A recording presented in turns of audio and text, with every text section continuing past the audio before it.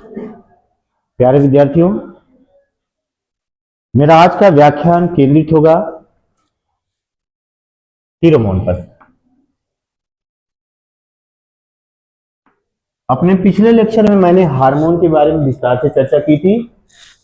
उसी कड़ी में आज मेरी चर्चा का केंद्र बिंदु है इक्टो हार्मोन अर्थात फीरोमोन। फीरोमोन को एक्टो हार्मोन कहा जाता है क्योंकि हार्मोन जहां शरीर के अंदर काम करते हैं, फीरोमोन शरीर के बाहर काम करते हैं। ठीक है, जहां हार्मोन एंडोक्राइन ग्लैंड में स्रावित होते हैं, वहीं फीरोमोन इक्टोक्राइन ग्लैंड में स्रावित होते हैं। ठीक है, फीरोमोन है क्या चीज, इसको समझने के लिए हम देखते हैं। इसमें वैज्ञानिक कार्लसन ने इनकी खोज 1959 में, कार्लसन इनके साथी लुस्टर थे, इन दोनों ने मिल करके फीरोमोन को डिस्कवर किया था। तब से लेकर आज तक बहुत सारे फीरोमोन ज्ञात हो चुके हैं, लेकिन उनमें जो बेसिक प्रकार है ये 3 प्रकार के हैं: रिलीजियल फीरोमोन, प्राइमल फीरोमोन और इम्प्रिंटिंग फीरोमोन। ठीक है, यही 3 प्रकार, हम पूरे जितने भी फीरोमोन है उनको हम इन्हीं 3 प्रकार मुख्य प्रकारों में बांट सकते हैं। ठीक है, तो फीरोमोन क्या है? फीरोमोन एक तरह से वोलेटाइल सब्सटेंस होते हैं, वाष्पशील पदार्थ, वोलेटाइल सब्सटेंस होते हैं। ठीक है, ये वाष्पशील पदार्थ होते हैं जो स्पीशीज स्पेसिफिक होते हैं, यानी उसी जाति के सदस्य को प्रभावित करते हैं।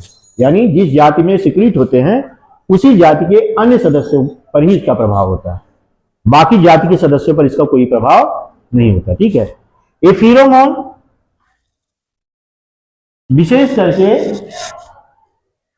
उन जीवों में स्रावित होते हैं जिनमें कम्युनिकेशन के साधन बहुत मजबूत नहीं होते। जैसे इंसान है, बोलता है, सोचने की क्षमता ज्यादा होती है इसमें ना, तो इंसान में उतने सिस्टम डेवलप नहीं है, इंसान में इसकी उपस्थिति संदिग्ध है। लेकिन और जंतुओं में, विशेष करके जो वाइल्ड नेचर के हैं, उनमें उनकी पूरी लाइफ साइकिल फीरोमोन पर आधारित होती है। ठीक है, फीरोमोन के अनुसार ही उनका जीवन चक्र चलता है। ठीक है, तो एक तरह के वाष्पशील पदार्थ होते हैं जिन्हें वायु वातावरण में मुक्त कर दिया जाता है और उसी जाति के दूसरे सदस्य तक वायु वातावरण के थ्रू ही पहुंचते हैं। उनके ग्राही ना एंटीना द्वारा ग्रहण कर लिए जाते हैं, जो भी है, और उसके बाद वहां अपना प्रभाव दिखाते हैं। ठीक है, तो इसीलिए इनको एक्टो हार्मोन कहा जाता है। हार्मोन जो काम शरीर के अंदर करता है, फीरोमोन वही काम शरीर के बाहर होकर करते हैं। ठीक है, ये कई तरह के हो सकते हैं। ये क्या हो सकते हैं? अलार्म देने वाले हो सकते हैं, चेतावनी जारी करने वाले हो सकते हैं, ऑफेंस डिफेंस एक्शन के लिए जिम्मेदार हो सकते हैं, सेक्स अट्रैक्टेंस हो सकते हैं ना, एक सेक्सुअल एक्टिविटी को इन्वॉल्व करने वाले हो सकते हैं ना, ट्रेल फीरोमोन हो सकते हैं ना, स्वार्मिंग करने वाले फीरोमोन हो सकते हैं। मतलब कई तरह का बिहेवियर को, कई तरह के बिहेवियर को मोटिवेट करने वाले हो सकते हैं। लेकिन इनकी जो कैटेगरी, इनको अगर हम कैटेगराइज करें तो बेसिकली 3 कैटेगरीज में बांट सकते हैं। इनमें रिलीजियल फीरोमोन है, ये क्या होते हैं? फास्ट एक्टिंग फीरोमोन होते हैं, फास्ट एक्टिंग फीरोमोन होते हैं, बहुत तेज काम करते हैं, मतलब एक बहुत कम समय में ही क्रियाशील होकर के काम करके और समाप्त हो जाते हैं। ठीक है, उदाहरण के लिए इसमें हम ऐसे फीरोमोन को ले सकते हैं जैसे अलार्म फीरोमोन। अलार्म फीरोमोन जैसे ही कोई जीव खतरे में होता है, अलार्म फीरोमोन छोड़ता है और इसके सारे साथी सचेत हो जाते हैं और भाग जाते हैं वहां से। इसी तरह से ऑफेंस और डिफेंस को प्रेरित करने वाले जो फीरोमोन होते हैं वो भी फास्ट एक्टिंग होते हैं। जैसे ही आप किसी मधुमक्खी को हिट करते हैं, वो तुरंत जो है फीरोमोन रिलीज करता है अपने साथियों को कि उसकी जान खतरे में है, और उसके साथी तुरंत बिना समय गंवाए उस स्थान की ओर बढ़ जाते हैं और ना हमला करने वाले को सबक सिखा देते हैं। समझ रहे ना? तो इस तरह से जो रिलीजियल फीरोमोन होते हैं बहुत फास्ट एक्टिंग फीरोमोन होते हैं। ऐसे सेक्सुअल एक्टिविटी के लिए प्रेरित करने वाले जो फीरोमोन होते हैं वो भी क्या होते हैं? फास्ट एक्टिंग होते हैं।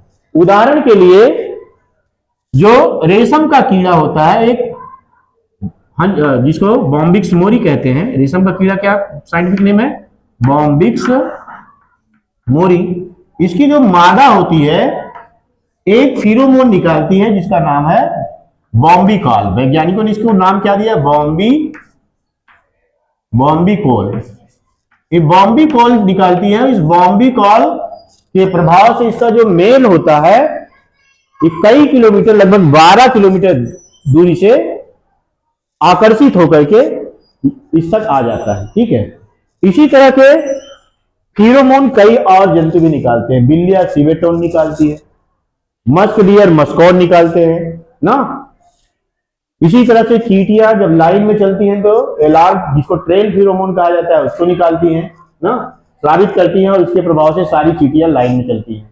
ठीक है, तो इसी तरह से जब नप्सल फ्लाइट करना होता है हनी बी को, तो एक फिरोमोन निकालती है जिसको हनी बी सब्सटेंस कहा जाता है। क्या कहा जाता है? हनी बी सब्सटेंस कहा जाता है। इस हनी बी सब्सटेंस नामक फिरोमोन के प्रभाव से इसमें नप्सल फ्लाइट आयोजित होती है, यानी रानी मक्खी हवा में उड़ जाती है, ड्रोन उसका पीछा करते हुए हवा में जाते हैं, उसको क्या करते हैं? कॉपुलेट करते हैं और इसके बाद फिर वो लौट के आ जाती है। ठीक है, तो इस तरह का ये जो फिरोमोन होते हैं, ऐसे कई तरह के जंगली जंतु हैं, उनमें भी कई तरह के फिरोमोन निकलते हैं। मेढक के टैडपोल के बारे में देखा गया है कि अगर एक टैडपोल को घायल किया जाए तो घायल टैडपोल एक फिरोमोन रिलीज करता है, ठीक है, जो उसके साथियों को उस स्थान से दूर चले जाने के लिए प्रेरित करता है। ठीक है, इसी तरह के कई फिरोमोन जंगली जंतुओं में भी पाए गए हैं।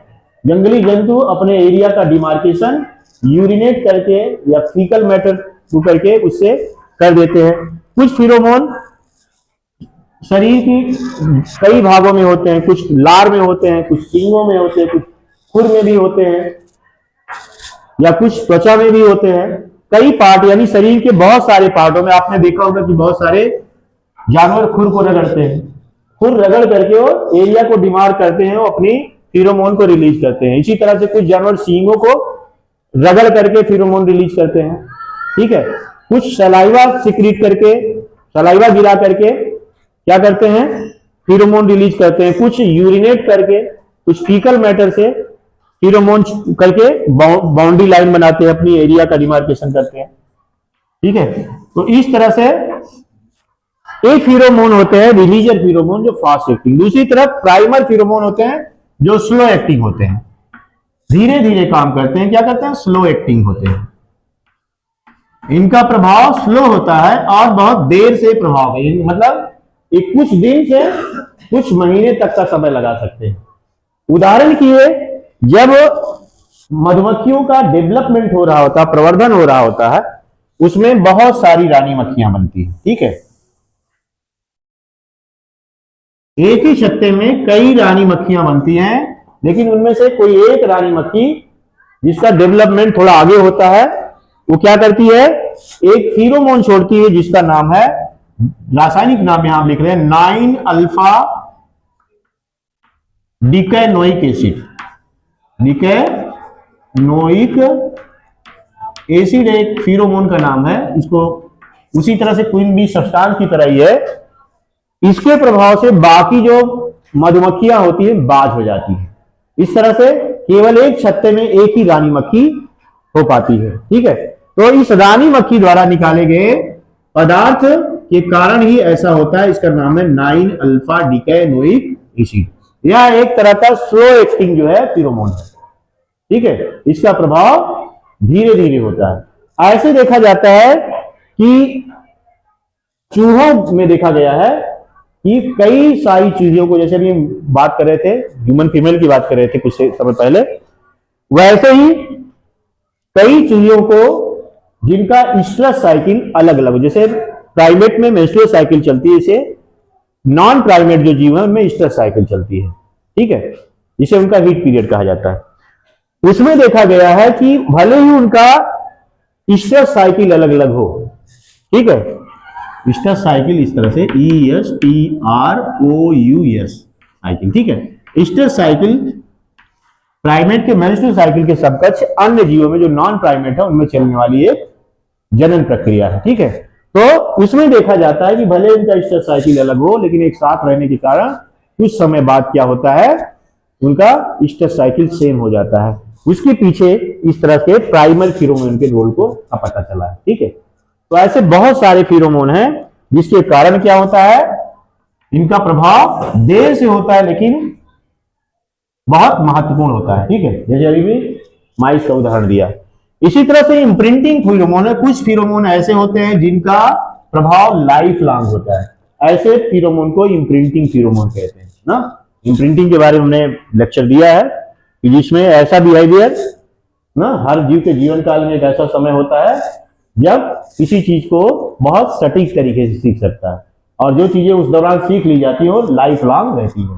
तो ऐसे ही कुछ फिरोमोन होते हैं जिनका प्रभाव क्या होता है, लाइफ लॉन्ग होता है, इन्हें इम्प्रिंटिंग फिरोमोन कहा जाता है। जैसे जब बच्चा पैदा होता है तो किससे पहचानता है, अपनी माँ को स्मेल से पहचानता है ना। उस स्मेल के कारण ही बच्चा अपनी माँ को हमेशा के लिए, माँ तो देख भी नहीं रहा होता ठीक से, अपनी माँ को पहचान जाता है। पहले दिन जिस स्मेल को उसने महसूस किया था उसी के अनुसार वो आगे बिहेव करता है। ठीक है, और उसे अपनी लाइफ लॉन्ग अपनी माँ मान लेता है हमेशा के लिए। इसीलिए एक बच्चा भले ही छोटा है, अगर उसको उसकी माँ से अलग किया जाए तो रोने लगता है। ठीक है, तो वो प्रभाव उस पर इसी के साथ ही अंकित हो जाता है। ठीक है, तो ऐसे ही फिरोमोन क्या होते हैं, वो लाइफ लॉन्ग काम करने वाले फिरोमोन होते हैं। ऐसे फिरोमोन को इम्प्रिंटिंग फिरोमोन कहा जाता है। इवन प्राइमेट में भी, चिंपैंजी, गोरिल्ला आदि में देखा गया है कि उनकी जो फीमेल्स होती हैं खास तरह का फिरोमोन स्रावित करती है जिनका नाम है कपुलिन। ठीक है, एक कपुलिन फिरोमोन क्या करता है, फीमेल स्रावित करती है, मेल को कपुलेशन के लिए प्रेरित करता है। ठीक है, तो इस तरह की ये फिरोमोन प्राइमेट में भी मानव को छोड़ करके पाए गए।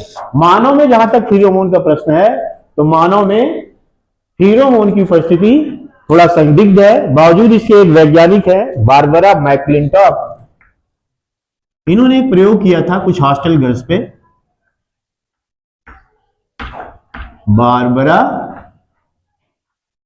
मैकक्लिंटॉक, यमसी ऐसे लिखते, क्लिंटॉक एक वैज्ञानिक है जिन्होंने जंपिंग जीन पे काम किया था। इसके लिए इनको नोबेल प्राइज मिला था। इन्होंने पता लगाया कि ऐसी गर्ल्स जो हॉस्टल में रहती हैं उनका एक साथ रहने के कारण, भले ही उनका मेंस्ट्रुअल साइकिल क्या है, समय अलग अलग होता है, लेकिन साथ रहने के कारण वो क्या हो जाता है, सेम हो जाता है। ठीक है, जिसमें जांच करने में फिरोमोन जैसे पदार्थ की उपस्थिति का पता लगा है। हालांकि बहुत कंफर्म नहीं है कि ऐसा होता है या नहीं, लेकिन ये एक प्रमाण है। इसी तरह से कुछ ऐसे प्रमाण है जो मेल के स्वेट कोड में भी फिरोमोन की उपस्थिति का संकेत देते हैं, लेकिन पुख्ता प्रमाण नहीं है। मानव में जहां तक फिरोमोन का संबंध है, इस पर खोज अभी जारी है। भविष्य में क्या होता है, भविष्य में की गर्त में है। तो इन्हीं सब बातों के साथ मेरा आज का फिरोमोन पर लेक्चर समाप्त होता है। धन्यवाद।